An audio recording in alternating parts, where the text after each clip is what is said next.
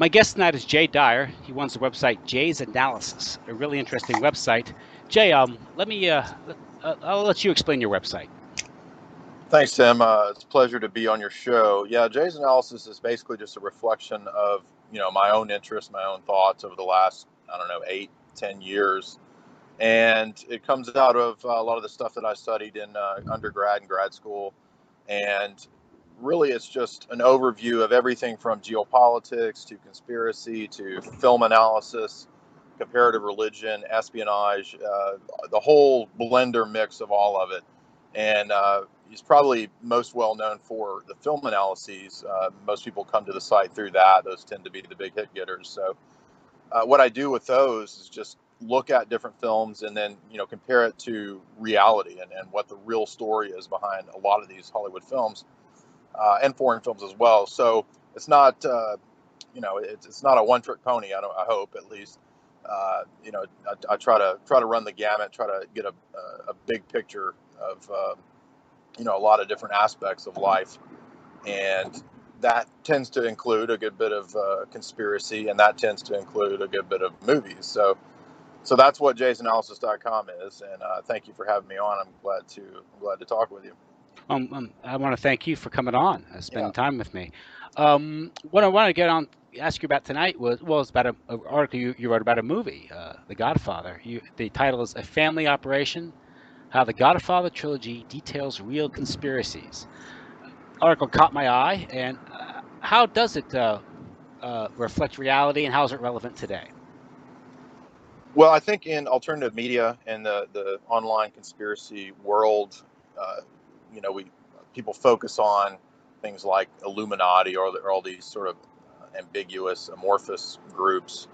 But as you dig into the reality of what goes on in the mob or in the FBI and their counterintelligence operations, or in CIA operations, or big banking scandals, what you tend to see is that the predominant modus operandi, or the best model, if you will, for understanding, I think, the overall structure of what we might call the New World Order, or the globalist plan, etc. The best model tends to be the mafia model. So you have all the elements there, and as I'm sure everybody knows, the mafia is essentially dealing with black markets. So what's really central to controlling the world, if we think about Zbigniew Brzezinski and some of his works, he talks about how it's crucial to control not just legitimate markets but also black markets, especially on an international scale.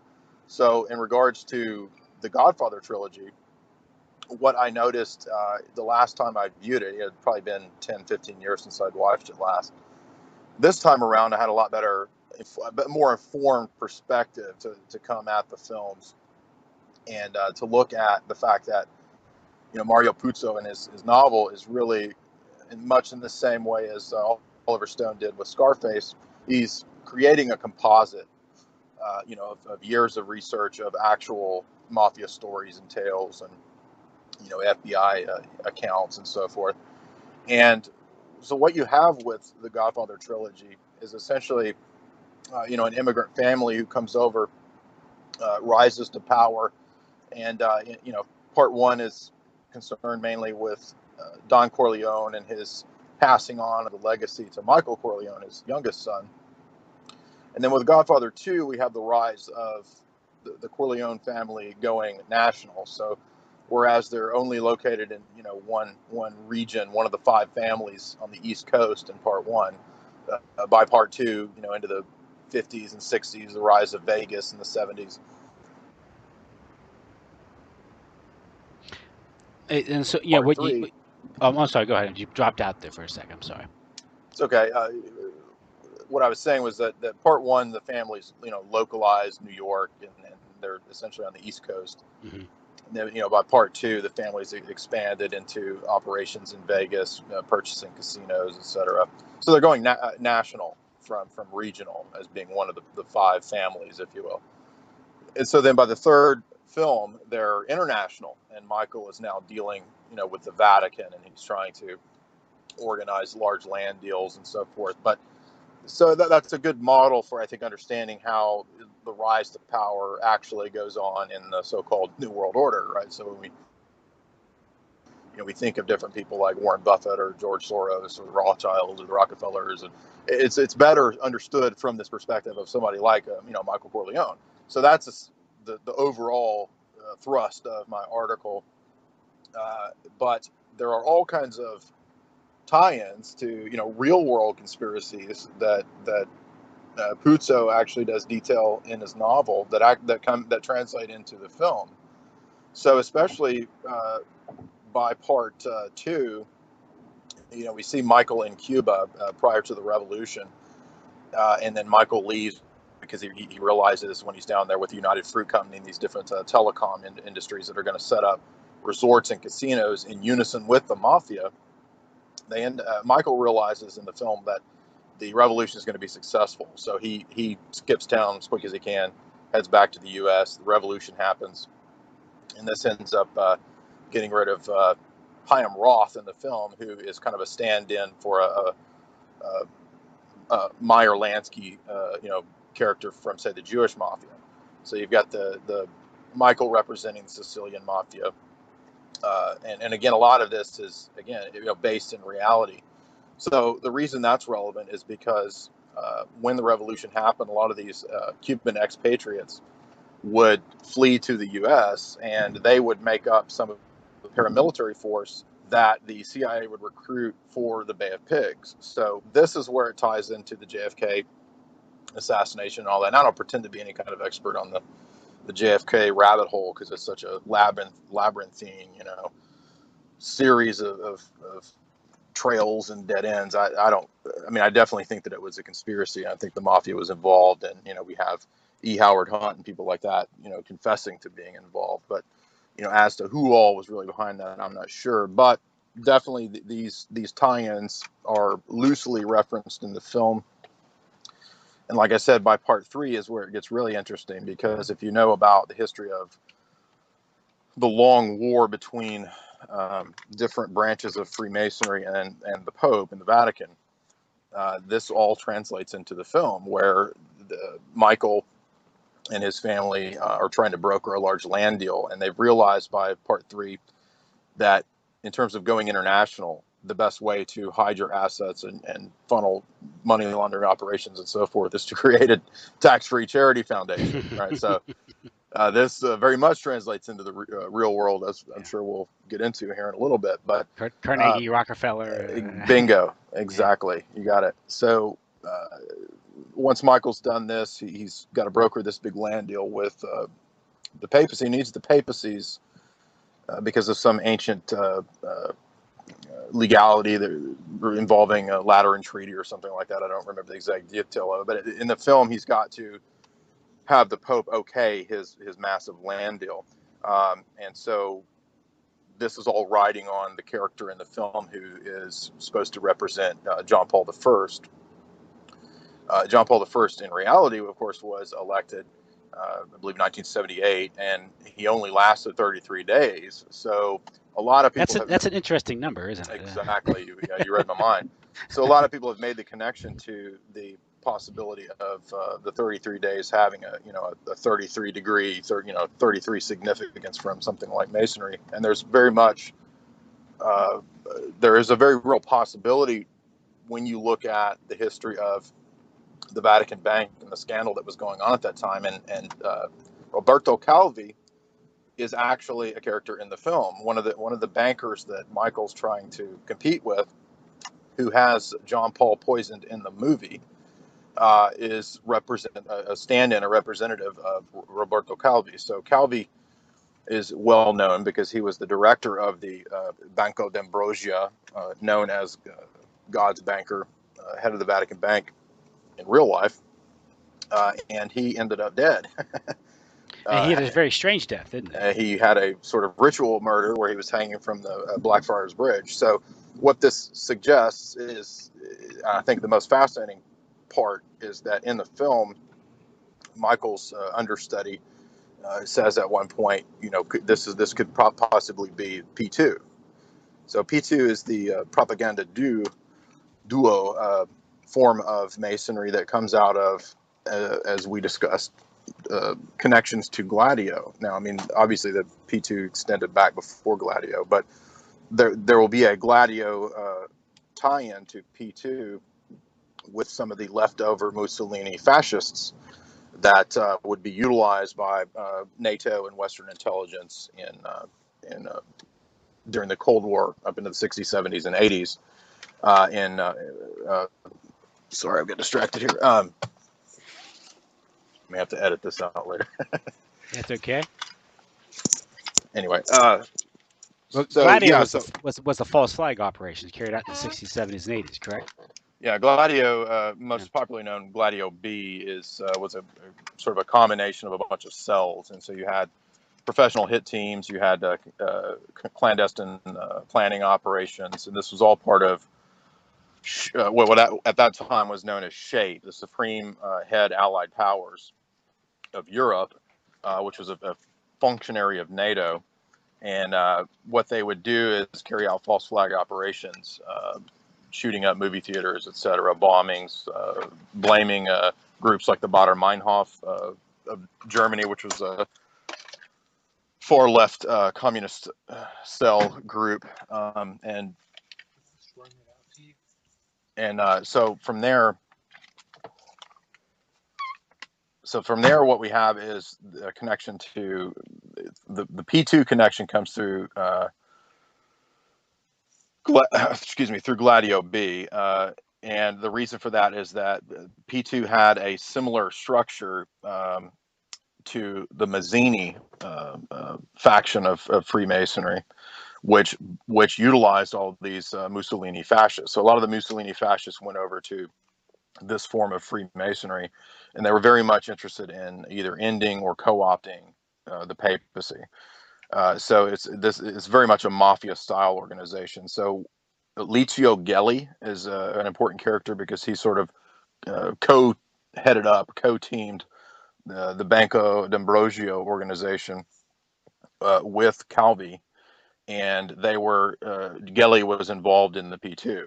So when we see the deaths of people like Calvi, we can very much, I think, consider the possibility that this was associated with the P2.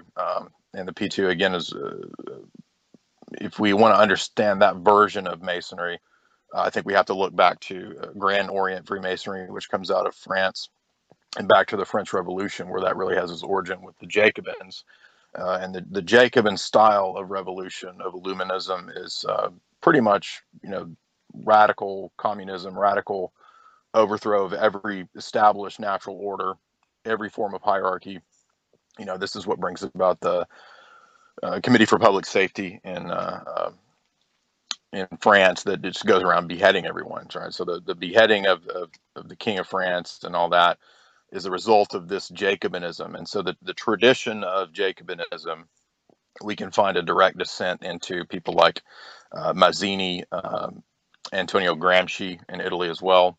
And this tradition passes on into P2, although it takes on, like Napoleon, very, very much a fascist perspective, Mm-hmm. having transformed out of its prior revolutionary egalitarian perspective. So that's the tie-in to P2, is that some of these former Mussolini types that were on the far right were recruited into, we got into Gladio, and were used as some of the members of the cell groups. So that's the tie-in there. And again, like I said, there's an interesting document that Pope Leo XIII exposed called the Alta Vendita. And this was the name of a certain lodge. And the Alta Vendita plans were specified that the goal would be to not destroy the papacy this time around, but to actually take it over. So to make the papacy itself in the documents into an engine of the revolution. Okay, so that's why that's such an important historical document. And this prompts a response from Leo. Has that published, and then Leo also has an encyclical that he writes that deals with it in detail, called Humanum Janus, which is about the errors of Freemasonry. So this is a little bit different from what we might see in English Freemasonry at the Grand Lodge of London, which if we look at something like the York Rite, still professes some sort of theism. It tends to have a more, quote, right wing-ish view, but it's more so in the vein of the opposite end of the French Revolutionary dialectic of the Girondins. So in the French Revolution, you have the left hand of the Jacobins that are the radicals, and then you have the sort of the merchant noble class that still want to retain things like private property and inheritance rights and so forth, and these are called the Girondins. So the American revolutionaries descend more so from the Girondins than from the Jacobins, although in the figure of Thomas Jefferson, we can see some definite Jacobin tendencies. But to bring this up to the present, the reason this is relevant today is because the Vatican bank scandal is something that's still ongoing, right? So it's just been in the last few years, we've seen articles about former Goldman Sachs heads moving over to take over the Vatican Bank, and so it's all the same cast of characters. It's just a kind of a revolving door, between these different agencies and these different international entities, and that's why the Godfather Trilogy is such a good image of the way the real world black market actually works. Because I know from what I gather, at least from what I understand, the Vatican bank scandal is that one of the reasons why it's convenient for groups like Pichu Lodge or organized crime, the mafia, or the intelligence agencies is because it's completely secret.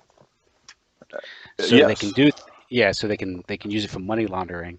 And was it Bishop Marcinkus who came out of Chicago, by the way, I believe, which is interesting. Who I think was in trouble in the late 70s, and John Paul I was going to Yes. reportedly he was going to open it up and kind of expose all the corruption and clean it out, and that was when I guess when people think that John Paul I was taken out and John Paul II was installed, or it was John Paul I, then John Paul II was installed, Right. and so people like Gelli and Roberto Calvi and the mob, they're going to use the Vatican Bank as sort of as a vessel or an instrument to launder their money, and maybe the intelligence agencies might use it to operate some of their deep state operations. So they're off books operations. Am I correct in that Oh, kind I of? think I think you're spot on. I mean, that's Okay. really one of the dark secrets here, and I don't mean to. I was a Roman Catholic for about 10 years, so I took it very serious, and saw it firsthand. Not that I was involved in any kind of I wasn't any kind of big player in Roman Catholicism, but I took it very serious, and I was you Hmm. know very much an adherent to the traditional Catholic theology. And what you tend to notice, especially if you're interested in research and journalism and media, is that so much of what we're talking about is actually what's going on. So just like in Godfather 3, the foundation that Michael creates is actually a Catholic foundation. He's given the Order of Saint Sebastian in the film, which is kind of a comparable to something like a papal knighthood. And when we think about people like Jimmy Savile, Savile was given a papal knighthood. So yeah, what you have is basically just a bunch of networks and black market black operations that are using a lot of these different they're just fronts basically. Everybody knows about the mafia front, the restaurant that's it's got drugs in the back or whatever. Yeah. So it's just the same idea but on a grander scale, and this I think is also probably the reason for a lot of the pedophilia in relation to the Vatican, is that a lot of these groups are blackmailing each other. And so if you want to, get this pope to resign like Ratzinger, or if you want to, do this or that, well, you just release a whole bunch of whatever your intelligence agents have collected on these different priests, or your mafia buds or whoever, release all that and give them all a bad image. And which I'm not saying they're who's good or bad here. They're all kind of it's a dirty game all around here. I'm Yeah. not Yeah. picking favorites, but Den of vipers. exactly. So yeah, that's essentially how the world really works. Yeah, and again, when you put the spotlight or expose, want to discuss some of these various scandals that are afflicting the institutional church, you're not really you're not debating or drawing into question the essential claims of the Roman Catholic Church. So we're not getting into a theological debate here. Nevertheless, it is a 2,000-year-old institution, and it's going to have all the pockmarks and scars and pits and cracks that any institution that is going to have. And when you have an institution that is as pivotal and as powerful as the Catholic Church is, it's going to be infiltrated and corrupted. Absolutely. I That's think, just yeah, I yeah. think the different books have called the Vatican the world's oldest intelligence agency, which makes sense because of that international structure that it has with parishes and so forth, and Yes. with confessions. So even though there's the doctrine of the confessional seal that the priest is not supposed to, share anything, I'm doubtful that this has always been adhered to.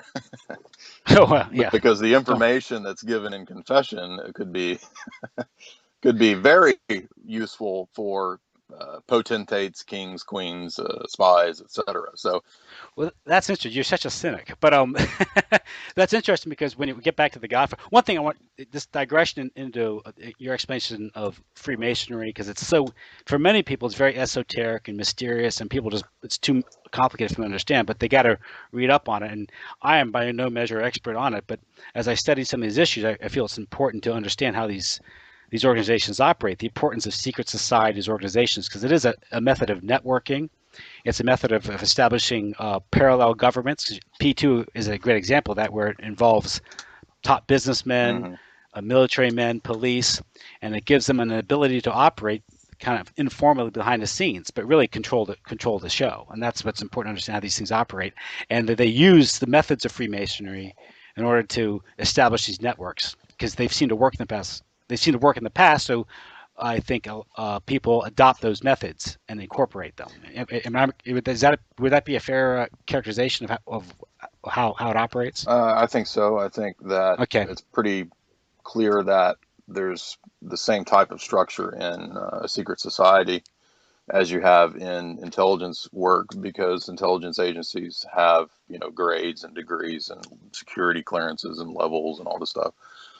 And you have the same idea with secret societies or even overt societies like the priesthood and the Vatican and so forth. So I don't mean to be overly simplified here and try to castigate everything into this, throwing everything into the same bucket because humans are humans. They're going to be engaged in the Hmm. same activities, whatever kind of organization they're involved in. So, and I'm by no means any kind of expert on Freemasonry, but just having read on both sides of this story of the sort of 300-year war between the Grand Orient Lodge and probably the London Lodge as well. This is kind of a debated topic as to how far those two ideas of the revolution are actually in competition, or are they actually all run from London? So I guess that's up for debate. But what's not up for debate is the fact that you do have in the history of Catholicism in the last 150 years, 200 years, numerous encyclicals, 10, 12, I don't remember how many now, but all the way back to Clement the 13th, somewhere in the late 1700s, following the French Revolution, the beginning of the issuance of encyclicals condemning Freemasonry, and then you have responses from different Masonic organizations through trying to infiltrate, co-opt, alter, and change, particularly the political process. So what they wanted to do was to get rid of alter and throne and instead enthrone reason, which is what happens in the French Revolution. They deck the whore in the Notre Dame Cathedral as liberty. Think of the Statue of Yeah. Liberty. She's the goddess reason. Not that they actually believed in a goddess, but rather that's emblematic or symbolic of natural reason itself. So that's what's been going on for the last several hundred years between Rome and figures like moral Albert Pike and Mazzini and Antonio Gramsci and different figures like that. So most people don't know though that the communism as a world movement really does descend from the Jacobin Illuminists and French revolutionaries. So that's where we get world communism from. And I'm of the opinion from my research that that London did, in fact, through its banking power, foster and fund a lot of that revolutionary ethos across the globe. Because what that did was allow, if you think about monarchies, there's not many monarchies left. But Yeah. the monarch, I mean, there are monarchs, but they're not really, they're kind of in the background. But the King and Queen of England, well, I don't guess there's a king at the moment, but Prince Charles and the Queen, they're very much, I think, powerful people. So to what degree British intelligence has utilized and co-opted all these different Masonic groups, there's some speculation that can be had there as well. But yeah, I mean, I don't think that to understand geopolitics in the last several hundred years, I don't think that it's possible to really get a grasp of it without understanding how black markets work, without understanding how intelligence agencies work, without grasping secret societies and how they're co-opted and used by intelligence agencies quite often. And looking at the Vatican, which is, most of the time geopolitical analysts are interested in this country versus that country. And then you have, on the other hand, the conspiracy researchers who are interested in, this secret society or whatever. Well, they all tie together. It's all the same, power structures involved in, the great game of global blackmail and, beating the opponent at all costs. Yeah, yeah, great global control. But it's interesting because both British intelligence, MI6, CIA, grew out of the vast financial interests that developed out of the narcotics trafficking trade, opium and heroin, and I think the financial, the banking systems, the Vatican Bank, or it's the Castle Bank, which was set up by CIA and in league with Meyer Lansky. So these various, the netherworld of intelligence intersects with the Yes, underworld of the crime world, and because the two both have very very similar tactics and very similar interests, so absolutely. there's a natural relationship there. Getting back to the Godfather and how it reflects reality, you mentioned some of the sex scandals in the Catholic Church and blackmail. Of course, in Godfather Part Two, there's an interesting scene where one Senator Gary, Yes, Pat yes, Gary, who is, I guess he's a very corrupt and vain man, but he's also proving to be a speed bump for the Corleone program. And I'll let you. How do they pacify? How do they neuter him? well, I was in Vegas recently, not to visit whores, but we're working on a documentary project with a friend of mine, and I got to see quite a bit of. Man, I didn't really see any black market stuff, but I'm saying when you go to Vegas and you see this whole, Disneyland in the desert, it's a sight to see. There's nothing like it. So when Corleone is expanding into Vegas, there's legalities that are standing in his way there, where he needs the senator's approval for these casinos he's trying to get. And the senator says, well, screw you, whatever Italian slang term he uses. He's like, you're not getting anything from me. Well, all they do is sit back and wait until the senator visits one of the Corleone whorehouses, and the senator ends up waking up out of a drug stupor and realizes that he's next to a bloody dead hooker.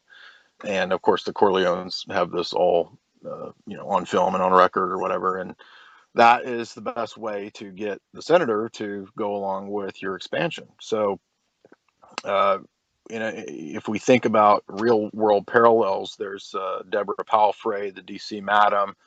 Oh And then we've yes. heard interviews. I think Alex Jones recently interviewed the gay male escort version of the DC Madam. I don't recall his name, but Vince Howard, I Howard think that's Vince, right, right, right? right. Yeah, and Nick There Bryant. you Yeah. go. Exactly, the Franklin cover-up author. So from there, what we see is the same way that espionage would be conducted to entrap somebody or whatever. It's the same type of entrapment that any large organization or institution, like in the fictional Corleone family, would obviously utilize that same dirty trick. So that's what happens with a lot of senators, congressmen, people like that want to have their Vegas getaways. It stays. danger there is that, It doesn't stay there. there you well, it stays there with whatever people might be spying on you, and then Yeah. that doesn't stay there. You're right. It goes off to NSA or whoever could use it.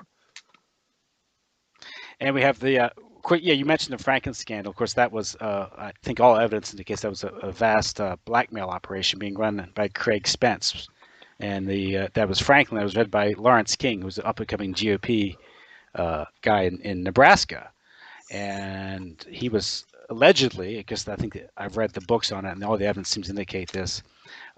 They were flying young. Well, I'm not sure the age. The ranges range from like 11 or 12 all the way up to into the 20s. They were shipping these kids, flying them all around the country, servicing very powerful businessmen and political figures. And of course, Craig Spence operated a mansion up here in Washington D.C. that was wired for audio visual. So Yeah, there you and go. we saw Yeah. a mirrored version of that with situations in the UK where MI5 and different groups like that had been watching Yeah. what was going on with uh, you know the exact same type of scenario in London. So absolutely. And this is kind of how policy is made. On your Godfather article, you had a link to a documentary about J. Edgar Hoover, about his sexual misdeeds or how he was Yeah, compromised and how. there's some Yeah, really interesting power struggles and battles, about the FBI, and there's of course, I guess, still internal struggles between the FBI and the CIA and the NSA and all these different groups even today, vying for funding really. So even amongst the vipers, there's no honor amongst thieves, I guess. So there's power struggles even still, and I think that we think about Oliver Stone's film JFK, we can get an image of the how there was a cross warfare, I think, between the mafia and J. Edgar Hoover, and again, we think about a figure like Whitey Bulger. There's a recent documentary that's come out talking about how he was actually working with the CIA and FBI. So what happens is, as you rise into this power structure, like Michael Corleone, you need the police. You need the local cops on your side. Everybody knows about buying off the cops or something like that. So once you get into the international scale, that's when you're dealing with CIA and stuff like that. So um, as to the all the in-depth history of J. Edgar Hoover, I wouldn't claim to be an expert on all that, but I do find it fascinating that he gave those hearings talking about how there was no mafia, which he may have been blackmailed into saying that. I don't know, but yeah, we see this. I have an interesting article about Howard Hughes as well, and Howard Hughes seems to figure into this from a different end of the spectrum, a different kind of mafia, um, and his sort of Mormon connections. And my purpose here is not to go after Mormons or Catholics or anybody really, just giving an analysis of different people's, theses on Howard Hughes. And, we have him disappearing to an island, and a Greek island, and stuff like that. So with a lot of these people, that rise to a certain degree of power, especially if you're coming up from the bottom, you don't really have they don't have a conception of how the world really works. So then you get into this dark matrix of things, and you find out that the black markets are really running the whole thing. I think the black market, especially in the U.S., is massive when it comes to the drug trade, especially after 2001 and the invasion of Afghanistan. So hundreds of billions of dollars. We think about those recent articles in the last 2 or 3 years about Wachovia, HSBC, being involved in hundreds of billions of dollars of money laundering for drugs. And so we think about the BCCI scandal back in the 80s, the created bank for the CIA to funnel money for the Iran-Contra operation, as well as to the Mujahideen. We begin to see that the legitimate business structure of the Front Corporation is, again, this is all just sort of borrowed from mafia style tactics. Yeah, and well, I think it was Catherine Austin Fitz has an article about that called "Narco Dollars for Beginners." It talks about just how integrated the narcotics trafficking money is into the economy, into 401ks and Wall Street, and even Exactly. franchise Right. Exactly. businesses. And yeah, and it's just people just have no idea just how vast it is. It's almost like it has to be maintained for the current system I've seen some, to yeah, be I've seen maintained. some Yeah, economic analysts. I don't know if this is yeah. true, but I've seen some of them argue that that's actually a big part of what's propping up the U.S. economy is It's exactly. liquidity. That's because it's so leveraged, and particularly with the banks. Um, and so basically, it makes you should it be propped up any longer if it's so corrupt, and something's got to give. It needs some changes. Yeah, it's something else. But I thought that was interesting as far as the blackmail angle, because it kind of tells you how things are run, how the intelligence agencies, if they can listen to every phone call, wiretap, and observe everything, they can pretty much undermine everybody, and they can make sure that the worst do get on top, so things can be managed properly. Well, yeah, yeah, And it seems to be that's what's exactly, happening. and then Did you see the or listen to James Corbett had a recent posting about kakistocracy? I do follow Corbett, but no, I've not seen this one. It's a theory about organized pedophilia and why the elite would promote it and why it's just a big part of their game. And it might be he had a professor from Denmark. I'm not going to try to pronounce his name, but it's called kakistocracy. It's the rule of the worst. I think Oh, is in okay. Greek, and that's why he got it. But his theory is that the powers that be will nurture.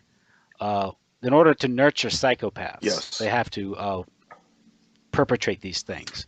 And the one way you do that is you get a young child, violate him when he's young, and it sort of it breaks this. It's the trauma of it breaks the trust, and you can ensure a stable of candidates to fill these offices as they become vacant.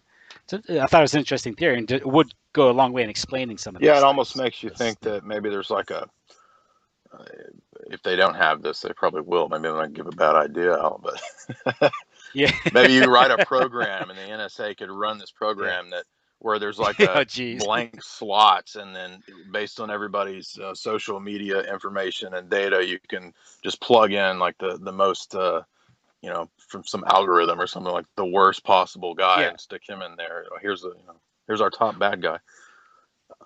Well, it's so easy because the type of person goes into politics Right. usually isn't, what we consider a normal human being.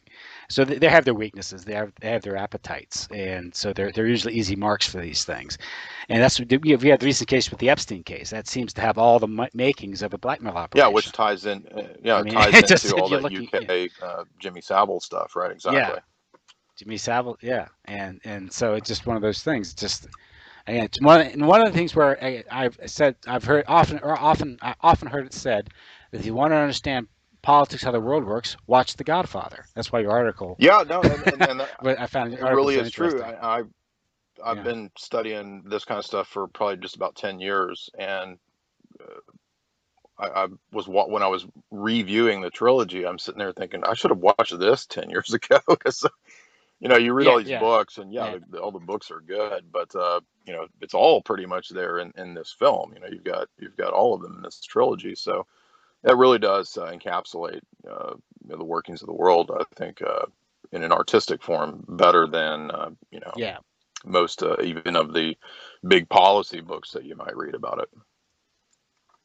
And it's not just a movie. It's much more than that. In that article, I wanted to bring this up because I thought it was a provocative statement, but very interesting because I found it interesting based on my research. Is you said the Western Atlanticist powers had planned World War One and Two. Um, can you explain that? Yeah, that And might be didn't World War One wasn't just an accident? I mean, Archduke Ferdinand and war by right. timetables and monarchs and cousins not getting Well, along. What was I it? do Or was it more ascribe than to the that? view that there is significant evidence from entities like the Royal Society, the Milner Group, Oxford Roundtable groups, etc., Royal Institute for International Affairs, that in the wake of the sort of demise, or in the demise of the British Empire, that what the empire decided to do was kind of go into more of a shadow mode, and then from this shadow banking, royal society power structure, what they would do is then control kind of from behind the scenes. So from my perspective, that is really the Anglo-American establishment in terms of its power center, the city of London, places like that. And so what they did in the U.S. this is probably a conspiracy old hat for most people, but reconquering the U.S. through the Federal Reserve and things like that, Colonel Edwin Mandell House, and the New Freedom Initiative through Woodrow Wilson and so forth. When you read Dr. Quigley's Tragedy and Hope, he goes into depth in several places about the banking establishment funding essentially the last century's wars. So even though I'm not saying that everything about it's fake or that everything was staged, you do find, the Milner Group and people like this talking about the need for world wars. And what we see from coming out of World War One is the establishment of the League of Nations. And the League of Nations doesn't work as well as they wanted. So you have discussions of needing another world war. And so out of that Second World War comes, the United Nations. So it's all consistent steps towards global government, which are explicitly stated. So to me, it's not a conspiracy theory. It's very much pretty obvious and pretty real, especially when you have all the, the Royal Society Fabian type thinkers like H.G. Wells writing openly about it. So for me, it's more a matter of researching and finding out, to which aspects of this are real or real oppositions. So I mean, definitely, there's a real war going on with World War II. There's a real war, Cold War going on between the Soviets and the U.S. But more so, to what degree, is this in groups like the CFR being orchestrating ultimately towards a long-term goal? And when you read their white papers, that they think in 25, 50, 100-year goals, and those goals are explicitly stated. It's not something that you have to wonder about. You can go and find these British Ministry of Defense documents that talk about flash mobs and riots that came out back in 2007, and here we are seeing the summer of riots and all this stuff. So Quigley explicitly says that the bankers created the idea of fiat currency, and the idea of gold notes and so forth, so that the issuance of currency could be controlled and all that. So I'm sure you're well aware of all that, but that's really, when we look at World War One, the Black Hand. There's some evidence to suggest that might have been connected to British intelligence in much the same way that British intelligence was involved in stirring up Middle Eastern conflicts with Harry St. John Philby, T.E. Lawrence, and different characters like this. So, Rudyard Kipling's novels discuss this kind of mystical mindset that these British imperialists had. So when we look at people like Cecil Rhodes and their designs for a global, quite explicitly fascist government, the plans of the Fabian Society, the Royal Society, are to incrementally, bring it in, and then, over a century, 2 centuries, whatever, set up, a completely controlled global government. So again, I know that's all probably conspiracy old hat, but that really is what's going on, and that really is the background to both world wars. That's why you see, different British elites supporting Hitler at the same time as, Churchill saying that, we need to go to war to stop Hitler and so forth. So that really is what's going on. So at a certain level, you have the true believers who are going over the top, getting mowed down in the trenches, it's all generals. real, exactly right. But at a meta level, the Rothschild level, the Rockefeller level, they're just moving the pieces. They're the bankers moving the chess pieces. Yeah, well, I mean, and we think about the Rothschilds knowing ahead of time about Napoleon being defeated, and them gaining Yeah, the exactly, and then horse ride. Yeah, gaining the the edge with the Bank Waterloo. of Yeah. England and all of that, but all of that is still true in terms of the 20th century wars. Um, Well, it it's is intelligence, right? exactly. Yeah, getting advanced knowledge, and if you establish the mechanisms for manipulation, if you do establish central banks and you have your men in charge of those central banks, you're going to know in advance what the decisions are going to be, and you can leverage the market and take the proper positions and just get richer and Yeah, richer and richer private in the intelligence process. comes out of these Yeah, yeah, families. We think about the Pinkerton security, or we think about Interpol. Interpol was started by the Rothschilds, so absolutely. fascinating. Yeah. Yeah. And one other, I guess, another piece of evidence supporting your thesis on that is the Reese Committee investigations Yeah, I in the was about to, 1950s, right, Senator and there's Dodd, right?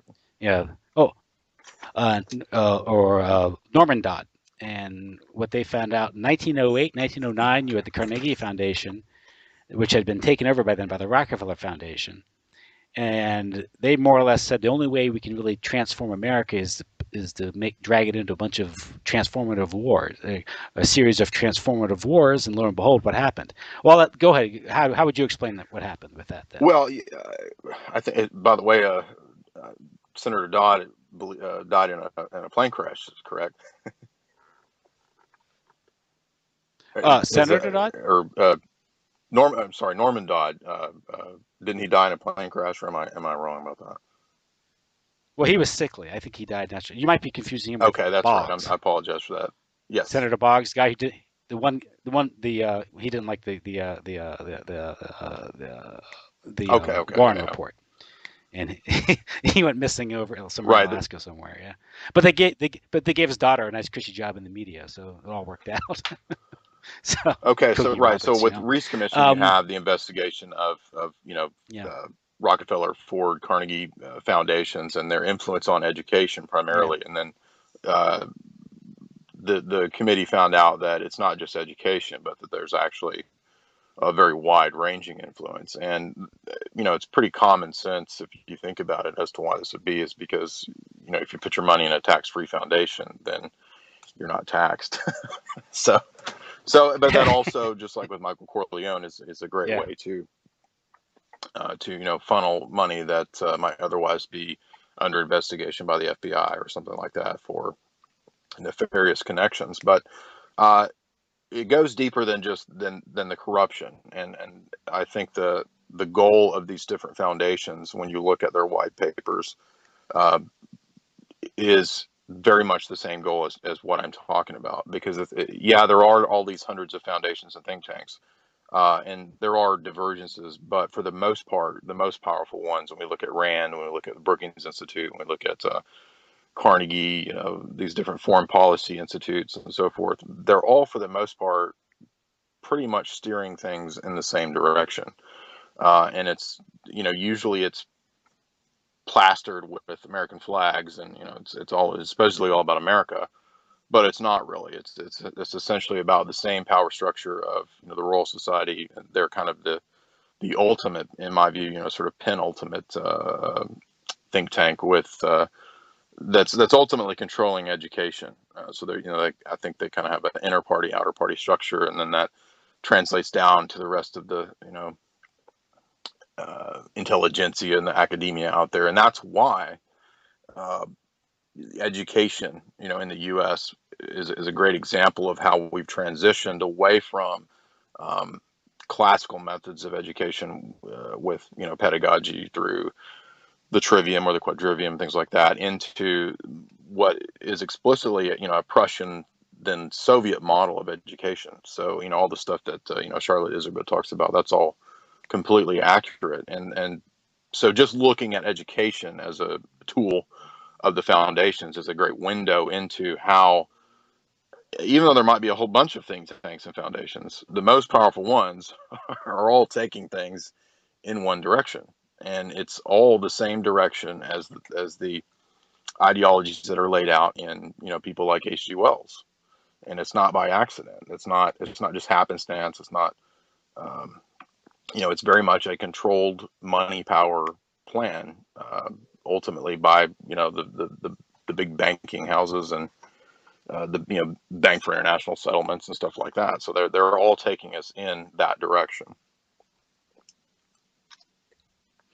And outfits like the BIS, Bank for International Settlements, these were established after World War One. Same with the CFR, and same with the Royal Institute of International Affairs. All these very powerful so-called think tanks.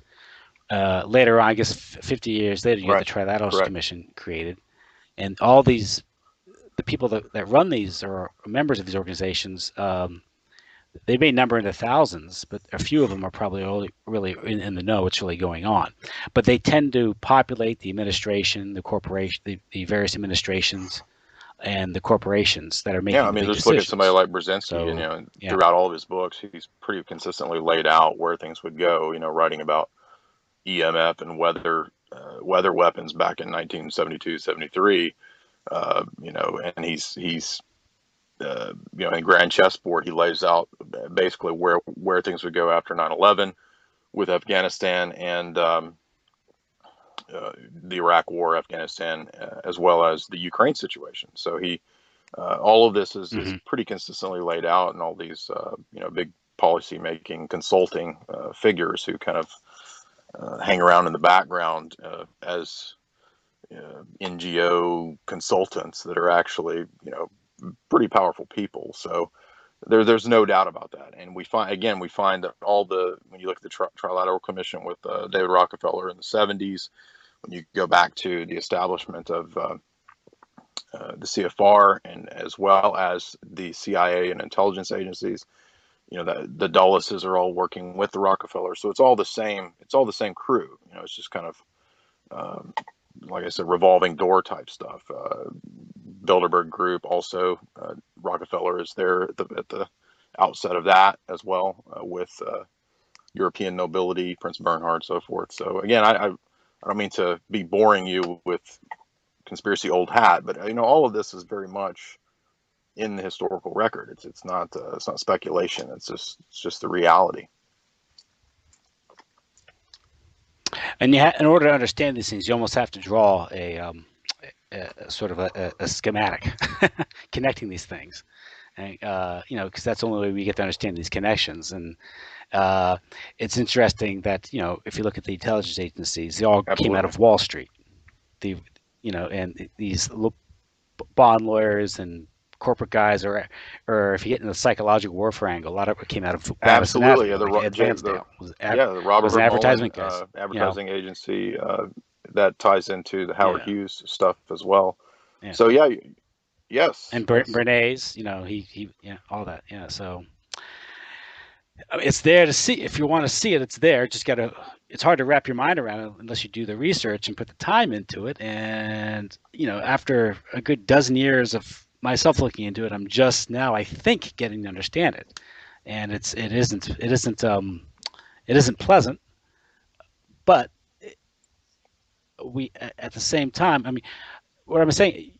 This is why your websites like yours are so important, because you can't get this information from the establishments, whether it's in education, network, the networks, news, the establishment publications. We need independent investigators and scholars like yourself, and people like James Corbett, another one, Richard Grover, Tragedy and Hope, and this is the only way. If you can look at your research and their research and kind of get the bigger picture, then you start to see what's really I was going going to on in the say, I world. mean, you would You know what I'm think saying? that, Yeah, the big corporations and yeah. there's so much deception out there and so much BS and psyops propaganda. You would think that these big players would be interested in real information, accurate information. So I'm still waiting for my calls for consulting on Yeah, accuracy consult. and so forth. But I don't think that's going to happen anytime soon. But yeah, those guys are all good. I touch on a lot of the propaganda because so much of how we view the world now is read through the lenses in the mirror of Hollywood, and Hollywood itself is kind Hmm. of, as I view it, kind of a the flip side of the CIA. So they've had a long, intimate connection between all the way back to crafting war propaganda films. Howard Hughes used to make war propaganda films. So that's nothing new. That's gone on for ages, and the British did it as well. You can go all the way back to the British using the stage and the theater for propaganda and psychological warfare as well. So it's all ancient techniques, but it's now, all just very sophisticated, very scientific. So you have it is, it's it allegory of totally the is. cave, I've right? got a whole bunch of articles Yeah, about that. yeah, So yeah, yeah, I think, yeah. I think it's weird that this year, maybe the last 2 or 3 years, the push has really, really strong. It's strongly been with the AI transhumanism stuff. And I don't mean to go off into some weird topic, but that seems to be like the only movie that comes out now. It's like there's the AI takeover movie. So this very much fits into, I think, Yeah. the overall scheme with not so much anything relating to robots coming alive. I don't think that's possible, but um, more so with the idea of warming everyone up to complete panopticon surveillance. The idea of Well, yeah, yeah, it's right, like right. Google and Ray Kurzweil, and a lot of it, I think, is also It does, right. depopulation and sort of you want to demoralize society. I think you've done a lot on feminism and it's psychological warfare to targeting, well, both male and Exactly. female, actually. But it's about destroying the family, destroying these, what we would say, these independent platoons of Yes. sovereignty, of autonomy, of people.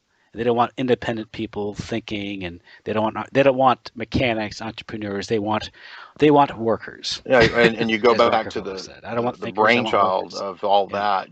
When you look at the next million years by Charles Galton Darwin, or if you look at Impact of Science and Society by Bertrand Russell, Ghost and Hmm. Machine, Arthur Koestler, you see explicit mentions of the need to target the idea of individual consciousness. So it's not. You're absolutely right, and gender.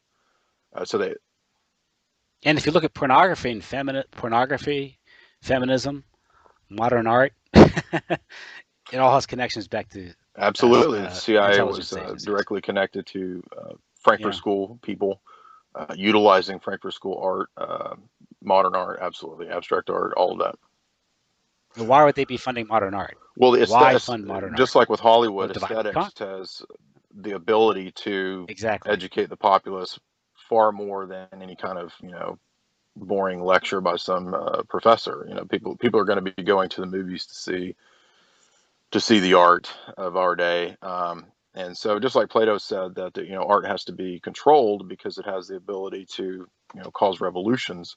In the same way, it's not so much about controlling it now as it is just turning it weaponized. So you have the weaponization of culture is really what it's about. And the Frankfurt School guys are explicit about that. Adorno says that we've got to promote everything base, everything disgusting, everything bestial, from necrophilia to bestiality.